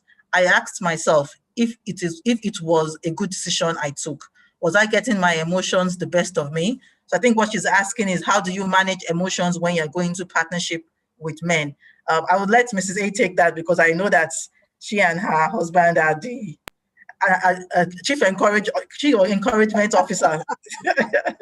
Yeah, well, actually, I would approach that question more from the point of view of partnerships in general, not about men and women. How do you get into partnership with someone and you haven't understood areas of alignment, your value systems, your what the potential challenges are? Right? So even in terms of attitude, is it attitude he began to display after you started the partnership, or was it something you saw, but you felt because you're focused on the business that you could manage it? If you felt you could manage it, there was no point opting out. If it's something that he began to manifest after, honestly, there are no hard answers to this than to ask. I will ask the person, when you stepped back before you opted out fully, did you try to analyze what was going on? Like, really just step away from the situation and ask yourself, why might he be behaving like this? What are the things that have led to this? What might I need to do to address it? Did you have a hard conversation? You're a partner, right? Did you have a hard conversation about, guy, your attitude around this and that? I don't understand it. What's going on? If you did all that and opted out, you shouldn't be asking the question, right? But when it comes to emotions in partnerships, yes, there is a place for stopping to ask yourself, okay, why am I annoyed with my partner? Why is my partner affecting me? Like, even in marriage, sometimes, I work with my husband. I always have to step back and ask myself sometimes, like, okay, why are you reacting to him like this? Is it because of something that happened at home, or vice versa? Does he even understand where you're coming from? Do you understand where he is coming from? Right? And those things play out in your personal relationship, in your business relationships. So in partnerships, there are questions, a lot of questions before you get in. And then once it happens, whether your partner is a man or a woman, I promise you, when things begin to get a bit shaky, you need to be able to have hard conversations and challenge yourselves to say, okay, this is becoming a situation. How do we address it? And if it can't be addressed, then you start looking at how to exit from the partnership. Or perhaps Damilola has spoken extensively to this, boundaries. What kind of boundaries will keep us from this situation, escalating and breaking down the business potentials completely? I hope that helps whoever asked that question. Okay. That helps. Thank you so much. Another question that we have, I would let Mrs. Damilola Hassan take that. As women in management, how do you deal with situations where you are expected to work outside of work hours? I'm sure Damilola has so much about it from financial services. So okay, let me take that again. How do you deal with situations where you are expected to work outside of work hours or weekends because the male contemporaries do so, and you are seen as not being flexible or ready to make sacrifice? You're always running home. You don't want to play with the boys. Can you please give us some insights to that? Thank you. Very realistic question. I mean, we've all had to face that at one point in time or the other. But something Audrey said earlier about recognize the season of life that you are in. The flexibilities I have now, I didn't have several years back when I had toddlers to manage and when I had some other things to do. But I think what is important is that as women, we should make sure that we're not quick to jump on excuses. Be true to yourself. Can you actually create room for that event, for that? Because see, shattering glass ceilings, women, gender equality, it's not going to happen with us sitting with our hands folded. It won't happen just like that. We have to pay the price to make it happen. So you need to be sincere with yourself. Can you actually take it up? How visible are you? How relevant are you to the organization where you work? Nobody wants anyone on their team that cannot bring a whole lot to the table. What can you sacrifice? What is important? So if you're looking at the entire metrics of urgent, important, not urgent, not important, what are the things that you can sacrifice, to make yourself a little more visible? Let me give you a quick example. In my team some years back, we had this out-of-state event that almost always you will find the guys volunteering, to go for that event. they would meet with different people, and that they would leverage those relationships, and then get results when we come back, from those trips. But a lot of times the ladies in the team, yes, I'm married, okay, my son, my daughter. And then I didn't like the trend. So I had to make it a conscious effort. I would call a person and say, this next trip is going to happen X months from now or whatever. Can you be more intentional about being there? What are the things you can do? Who can help with this and that? If it's absolutely impossible, I will understand, but it won't always remain so. So sometimes even if you're not able to, or how willing are you to help? What you want to do at the end of the day is that you want to be relevant, you want to be visible. Decisions will be made, and a lot of times, even though we try to make boardroom decisions based on quantitative measures, and we say we are eliminating subjectivity, but I tell you, more often than not, a lot of the decisions being made are subjective. It is top of mind. If you are not top of mind to management, it's going to be difficult to remember you. So, ladies, let us see what compromises we can make. What are the things that you can actually, sacrifice and make happen? But if it's absolutely impossible, understand that that is the season of life that you're in. And then when you get to that season where you can make more sacrifices, please, go all out for it. But don't just run making excuses all of the time and expecting people to understand that they know I'm a woman. I tell people, you can't be claiming women are weaker vessel, I'm a woman, they should understand. And in that same breath, you are claiming, I have a seat at this table, I'm a woman, we have to balance gender. No, you can't eat your cake and have it. You can't. So I hope that answers the question. Yeah. Thank you. Can I just add something to this? Yes, I love please. that. I love that, ladies, listen, and this is not going to work 100% because there's some men out there are principalities and powers, we know that, but some, but let me give you something. Make your husband, your significant other, make him find himself in your journey. So first of all, as much as is possible, say it many times. Every time you have an opportunity, those are your quiet, cozy moments. Tell him how you love how he's supporting you. Tell him how there's some women, their husbands won't let them. You're just an amazing man. Like, build this guy up. Let him, and then when you have an opportunity, come to him and say, listen, I know I can always count on you for solid advice. Look what's happening. Can you please tell me, how do you think I should handle? And don't come with this strong woman, something. No, excuse me. Come as his wife. Right? Yeah. So you've been priming him about how, he's your champion, he's your this. When you have an issue, come to him. Tell me, what do you think? I value your counsel. You're a big part of this journey. Hear him out. Be nodding as he's talking. Hug him, kiss him, go and implement. Come when you have a trip in 2 weeks' time. Come to him and say, wow, the only reason I can have this conversation with you is because I know you will support me. This is going to be difficult. We have to put a few things in place, but they want me to do this. They want me to do that.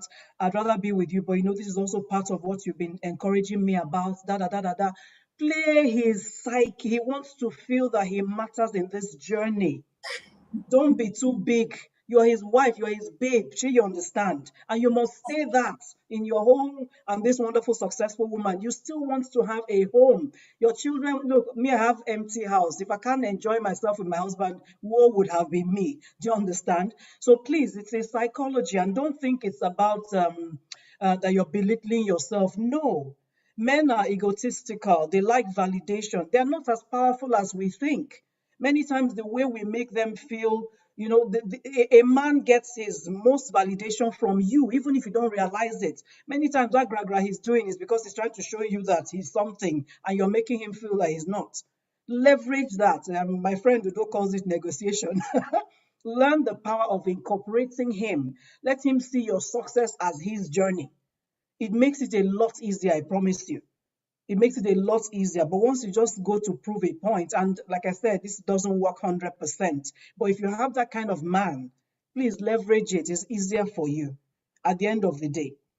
right? Fantastic. At the end of the day, please. Thank you so much. I'm learning so many points. Mrs. Audrey is just giving us so many points. That leverage on your man. Let him be part of your journey. Your success is our journey. It's the two of his journey. Fantastic. Thank you so much. Validate their ego. Men have egos. Let's validate that. Okay. So let's go to another question. I will throw it to Mrs. A. How do you manage visibility to top management without seemingly like you're playing to the gallery? So how do you manage that visibility without top management looking at you, for a better word, one kind? That's a good question. I believe that you look for opportunities. You look for opportunities to speak up when it comes to your own area. But I've also found that the most valuable of my people are those that, if there is a meeting going on, they're able to speak to something that is beyond their specific role. So you're literally like, we have this expression where we talk about business partners. Okay, so you're a lawyer, but you're talking about something happening in the technical services department. Okay, so you are my HR, but something about gas, you're able to bring it to the table. It's about me sensing as a leader that you are owning the business and you are mindful of the success of the business. When you put yourself forward in that regard, I don't think anybody sees it as, well, maybe some people, but it depends on how you do it. But if it's just the case of good morning, ma, how was your night? I just came to say hello. There's a way some people go about this supposed visibility that you just miss it totally. Right? So the company is perhaps dealing with a particular type of project or looking at an opportunity, and you go and research something about it and you hear something. Then you can come up and say, oh, you know what? I don't know if this is useful to us. I read this, I read that, and I was thinking maybe it would be useful for what the company is looking at. And you drop it and you leave. You're not now trying to stay there and own the idea. Do you understand what I'm saying? You don't want to stay there and let it be that, oh, it was Joke's idea. Oh, it was. No, that's not the point. You're just thinking of what's useful to the business. And the more you do that, the more you find yourself being called into even more senior meetings, even if it's just to sit down and listen. And you start hearing people say things like, oh, I know she will have something useful to contribute and things like that. So visibility is not eye service. Thank you, Chineze. Absolutely. It's not eye service. It's really you deciding that this journey or this company, I'm interested in being part of the journey of building it. And I know that happens with me also building myself. All right. So once you're always bringing value, I promise you, it is your colleagues that may be saying eye service. But the people that you are reporting to, the executive management, the owners of the business, they see you as valuable. A time comes when nobody's interested in how well you know Excel. how well you are, how well you do at those your technical nitty-gritty things. Nobody's interested.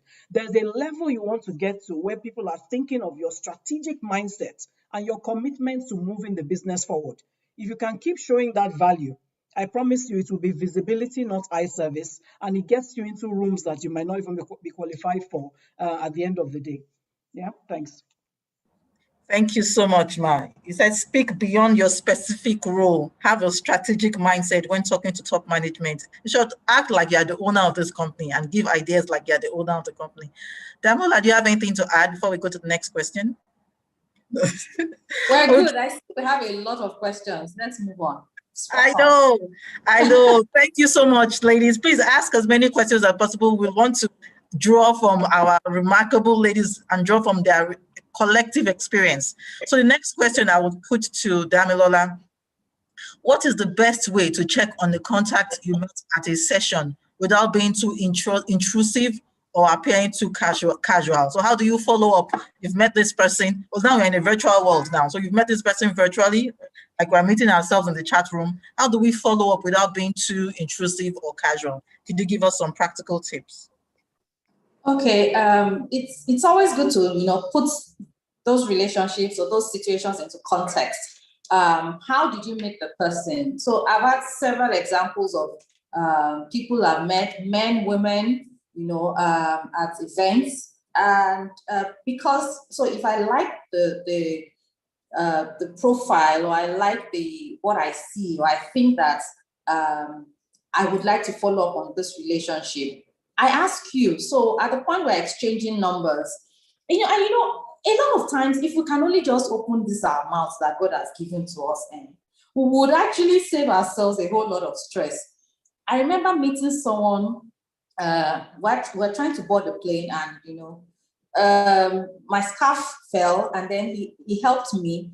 Someone well known in the political space, and so we sat. I was sitting just right behind him, and then at a point he wanted to get something, and then so he needed space. So I offered, to move a bit so that he could, So I was just conscious about who this person is, and I just wanted to help anyway. So when we were done, I gave him my card. I said, I'm Damilola Hassan. This is what I do. Apart from politics, what else do you do? Because I just felt, okay, so we all know you're a politician. What else do you do? And then he gave me his card, and we started talking, while waiting for the aircraft to take off. And then I knew I was going to let him be. Of course, you can't just. He didn't board that plane to speak with me for the entire 1 hour, so I have to be mindful of that. So just before I was going to let that conversation drop, I just asked him. I looked at his card and I said, if I'm to follow up with you or do you an email or follow up with a call or an SMS, which of these numbers would it be? And then guess what? None of the numbers. So probably it would have been his PA or somebody that would have. And then he just smiled and said, you got me there. And then brought out his pen, scribbled his number and his email address. I mean, he's my client today because I now then reached out with an email. I didn't go saying, so this is what I sell, blah, blah, blah. I just reached out with an email to say, I saw your event in the papers, and I think that this also would be, I just made 1 or 2 comments and then all the best. So two different times, just sent those. I am interested in what you do as well because it matters, And then when the opportunity came, he asked for a meeting. We met, and then I took over. I took up the business. So don't be selfish about this thing. It's not all about you, me, myself, and I. What do I milk from this relationship? How do I suck on this? No, you would don't put yourself out as a parasite. Let it be a mutually beneficial thing. So ask questions. If someone does not want you to, so you are trying to exchange cards at an event, for example, and the person is not reciprocating the effort, it's already telling you something. They don't want to speak with you after that event. But it could be that they are not carrying their cards and they don't think they owe you an apology. So why not ask? Can I reach you after now? Or, so there's really no harm in asking. And if they say no, embrace your no and move on. So that's my take to it. Don't be aggressive. Don't be selfish about it. See it as a mutually beneficial thing. Don't forget, you carry value. This person also needs something from you or might need something from you. So you need to respect yourself. Remind yourself of the value that you have to offer. And I think just own your space. Do you? Thank you so much, Damilola. Thank you so much. You said we should not be selfish when we are interacting with them. What can we do? What can be mutually beneficial to the two of us? Fantastic. Own our space. Thank you so much. Okay, we'll go to the next question from Mrs. A, which speaks to what you started the conference and said the panel with earlier about doing it afraid. So the question is, how do you build your confidence level? Like, we all have jitters sometimes. We all are scared. We all package it properly. But how do you build your confidence level in your career? Right. Confidence. Confidence comes from the place of capacity. That's a word I use a lot. So in your career, 1, you want to know more about the business. You want to know more about your competitors. You want to know more about your industry. You want to know more about the economy. So it's really a lot of learning, a lot of reading, a lot of do a lot of books too. So don't just focus only on the core space you're in. Read widely. I think reading is a phenomenal way to open your mind. Attend conferences and events. within and outside of your sector. I think that's very important, because the more you hear these things, the more you learn. And then don't be afraid to build confidence by asking questions. So for instance, you don't understand an issue. Why can't you ask? What is wrong with, so this also big Mrs. Joe Ezigbo, if I now ask Senami, what does WIMBIZ mean? How does that diminish me? How does it make all my achievements smaller? Oh, she doesn't even know WIMBIZ. Can you imagine? And then what? You know, so this is that thing that Damilola has been saying. I love that expression, embracing your nose. You build the capacity by asking questions too. So don't be afraid to go to, if you're at a conference and somebody said something, the audience clapped and you were lost, or you're not a gas person, you attend a gas event. Don't be afraid to turn to the person next to you or someone at lunch and say, you know, this is not really my space. But when they were talking, this person said this, everybody seemed to have thought it was a valid point. Can you explain it to me a bit? How does that take anything away from you? What's the worst that can happen? Somebody will look at you like, are you serious? Why are you even here? How does that diminish who you are? Beg me, gonna tell me, I don't get it. So build capacity by learning, by stretching, by being willing to admit you don't know, to ask questions. And then this issue of networking, the more you get into spaces where conversations beyond you are happening, the more your mind opens, right? And then don't be this doing it afraid thing. I have had till tomorrow. I get invitations all the time. Yes, it's not all you will say yes to, but even the ones that I say yes to, sometimes I just look at the topic and I'll be like, they have come. It's okay. They have come means I need to sit down and ask myself, what do they want me to speak about? What are they really trying to get? What's the real objective? And where will I find the information that will allow me to speak comfortably on this topic? And let me just say as the last thing that please don't, when you talk about building confidence, it's not about finding the minimum that gets you into a conversation.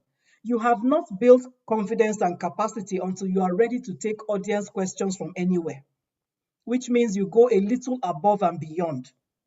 Because if perchance I give you the opportunity and I put you on a panel, you can come and deliver a nice presentation. The real meat is going to be in your Q&A. So confidence comes from doing that extra.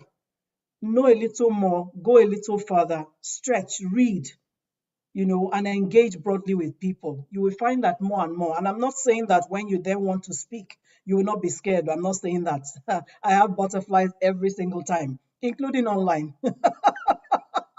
Okay, so it doesn't mean you will not be scared, but it means that once you open your mouth, that thing you've built in, it will start coming out of you. And even if you're at an event like this one, for instance, if Senami throws a question at me, I don't know, I'm going to say, I'm sorry, I'm not sure I can speak to that. If it reduces every other thing I've said in your mind, then my problem is you. I mean, your problem is you, not me. Fantastic. That's it. Thank you so much, Mrs. A. Thank you. Damilola, do you have anything to add? How do we practical tips to working on confidence? Yes, so she nailed it. It's just be true to yourself. We know when we need to deepen our knowledge in certain areas. So even if you are able to wing it, winging it is not a sustainable thing. You cannot live on winging it. You will just make a fool of yourself. So you can be lucky with winging it, but then go back and do the work. And I tell you, the confidence with which you come out when you know, and the people who listen to you know that you know. I mean, that's just all you need. Thank you, Senami. Fantastic. Thank you so much. I should show you my notes. I have so many notes already. Wow. Embrace your nose. Ask questions. That one, I always call it 5 questions. They know me, my team. I always ask 5 questions once we start something. Fantastic. So let's go to the difficult questions. I've kept them here. Ladies, are we asking questions? Let's go to difficult questions. This one, I will start with Damilola. What do you do when it's another woman like you, not the men in the management team, who is making things difficult for you, maybe in your career, maybe work-wise, or maybe even on your entrepreneurial journey? How do you manage that? What do you do when it's another woman? I really don't think you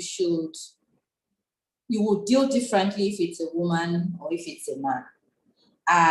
If you're facing a challenge, you think that something is just standing in your way, I think you should by yourself appraise the situation. So sometimes you don't even need to have a conversation with the other person. Sometimes it's just about you dropping the ball, not meeting up to expectations, and maybe the other party has certain expectations that they do not want to lower for you, which is a good thing. If someone has expectations and they keep demanding, it then means that they believe that you have that to offer. So don't just, I don't think we should be boxed into this. If it's a woman, do this. If it's a man, if it's a challenge, it's a challenge at the workplace, and you should confront it. Having appraised the situation objectively, you should also speak with 1-2 people, on your level that can give you feedback. Like I said earlier, there's no harm in being vulnerable. As much as you can do that in the right quarters and with people that you believe have your back, sit objectively with a colleague and ask, this is the trend I've noticed, this and that. What do you have to say? Or where do you think I can do better? Do you think they see these things? Sometimes, we are blind to certain things about ourselves. So you may be doing something wrong, and you will just take a colleague that you have asked that feedback, that will give you the feedback that you need. And then you just need to embrace that feedback and go work on it, and then things will change. So it's not always that it's the other person. Now, if you've done all of that and it still appears that it is from the other end, then I think you should have a conversation. I remember several years back, someone walked up to me thinking, this person was trying to help my situation and said, Damilola, I think management is shopping for your replacement. That was several years back. I was heading a small department, and this person had overheard a conversation where HR was told to look for someone who could do that role. And then this person came running to me to say, management is shopping for your replacement, blah, blah, blah, blah, blah. What is happening? And I didn't know of any issue on ground that should make me worry. So I thought, okay, first things first, I prayed about it. I'm like, I don't know what this is all about, but I'm going to address it. And then the following day, I walked up to my boss and I said, can I have a few minutes? And he said, yes. I sat down and I said, so I understand you're shopping for my replacement. Is there something I need to know? That was just it. So at that point in time, I decided to confront the situation. And then, to my surprise, they had actually earmarked another role for me, and they didn't want to tell me. They just wanted to be sure that there was someone that could step into the role I was occupying already before bringing that to my attention, that I was moving to something different entirely, which was good news for me. So if I didn't walk up to have that conversation, I probably would lose sleep for another 1-2 weeks thinking, oh my goodness, what have I done? This person hates me, they're shopping for my replacement. So confront the situation, speak up, have conversations, but be mindful of your tone, be mindful of your approach. And like I said, before you even have those conversations, seek feedback, evaluate the situation, ask your colleagues what the situation is, let them give you feedback and be objective with the feedback that you are giving. So I think, this is not exhaustive. Like I said, some of these things you have to put into context, the context of the situation. But I think by and large, this will really help you to address whatever issues you think you are having at work. Thank you. Thank you so much, Damilola. So much practical tips. Embrace the feedback. Have a conversation. That I always say, have a conversation. Mrs. A, do you have anything else to add to what Dami has said? Yes, actually. I agree with her that the starting point is to ask yourself, am I assuming that this behavior is because the person is a woman? What if it's a male boss that was behaving the same way? What would be my response? What would I be expected to do? Because sometimes we just assume, oh, these women have come. But if it is a woman, I think many times I do see, I have seen where some women in leadership are less patient with younger women because they know the battles they fought to get where they are. and they're seeing maybe a little sense of an unserious approach, and they're thinking, I don't have time for this. You know, you don't understand what the issues are, and then they manifest that. And I'm not saying it's right, but sometimes that's the case, that sense of, if you people understood what is at stake, you know, I don't have time for this less than the best kind of approach to things. But I would recommend, again, this is not 100% because there are some women who are also principalities. So let's be real about that too. But if you can, if you approached a woman who you think is your boss or something that has been difficult, ask for time, like Damilola has said, and start by this. Ma'am, thank you for giving me this opportunity. You're a woman I truly admire and respect. When I think about the challenges you must have come through to get to this level in the organization, I'm really just in awe. You know, and I just wanted to say that first. And then you say, but I would really like you to help me because it seems I'm not just quite getting things right with you. And I want you to tell me 1, 2, 3, 4 things you think I can do to improve. I would just like you to help me because, you know, I see you as, this is what I aspire to. So when I'm not getting along with you, it's bothering me. And I would like you to just tell me where I need to correct myself. You know what? You will be surprised how people open up to you. You'll be surprised that maybe not everybody, but some people may be able to step back and say to you, okay, here's the thing, do this, and pay attention. Pay attention. You know, it bothers me, for instance, in my organization, for instance, if I correct the same thing in, like, my people know me, I have a particular peeve everybody finds very funny. I can't stand to see someone use a colon where there should have been a semicolon. I don't understand why people don't know the difference. And it might not look like much, but it drives me crazy. I can't stand to see B-E-E-N instead of B-E-I-N-G. And when I've corrected that letter for you twice, 3 times, the same thing, and then the fourth time you come, my face is going to be very tight because I'm thinking if you're paying attention, even if you don't think it means anything, but you know this is the way I like it, why not do it that way? And let's journey together. You know, so sometimes too, we're pushing back because the woman who is our boss wants things a certain way and we don't think it makes sense. So that's what I would advise. Just go. I've had the most difficult of aunties in my family life, for instance. I'm the only one in my family they like because I have learned to find what works for them and play to that. And before you know it, each of us, let me tell you, the hardest looking woman you see is just a girl. And when you find her with her crew and you see her talking and laughing, you'll be shocked.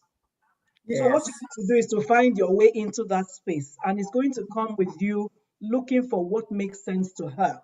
And then she begins to open up to you rather. Okay, that's my counsel. Wow. Thank you so much. Thank you so much. So many remarkable moments, so many practicable tips.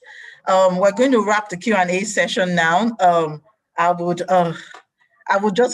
have so many things so many takeaways from today. I will just go over some of them before I allow you to give your closing remarks.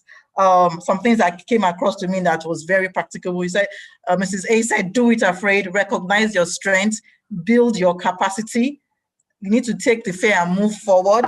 We talked about walking to the front of the room and sitting down in front. Sit down in front. Stop taking down at the back.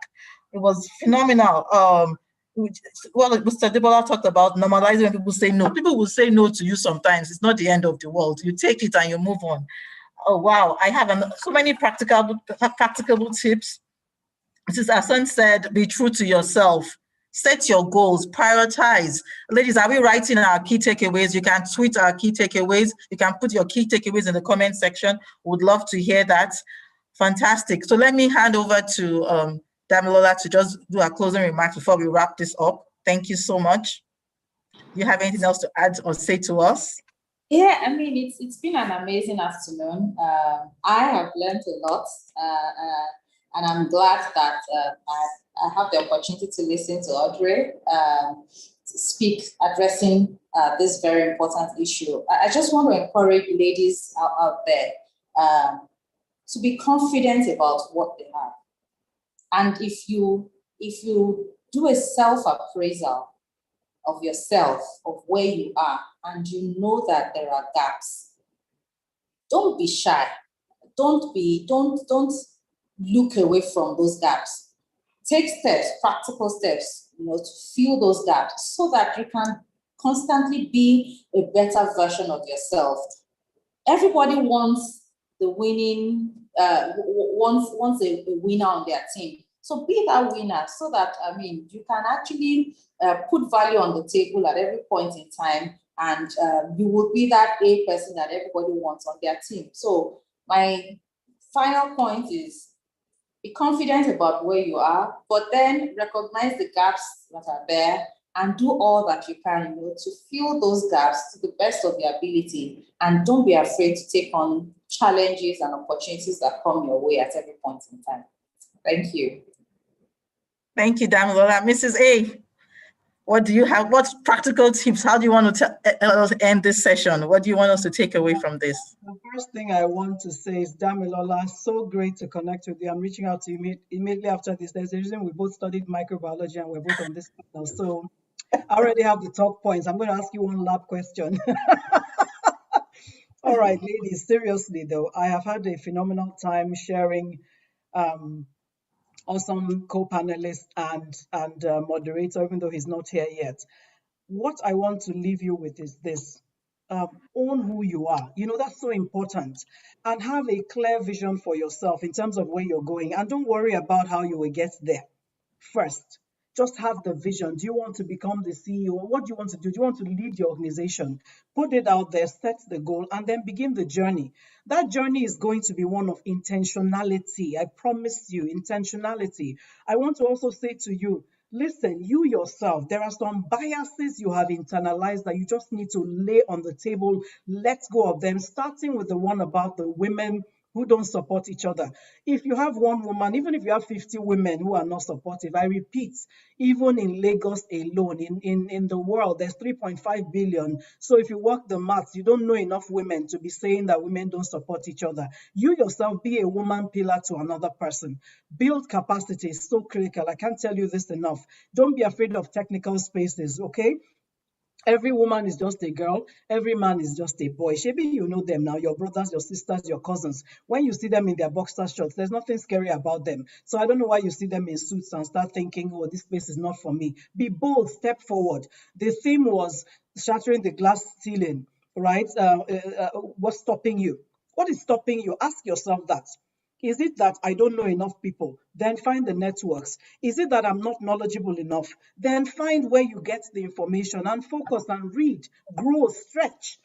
You can do this. And then look out for older women who are more mature in the system. Look out for men who, the good kind, by the grace of God, are willing to handhold you and make yourself visible in their space to bring value to them and, of course, gain value in that regard.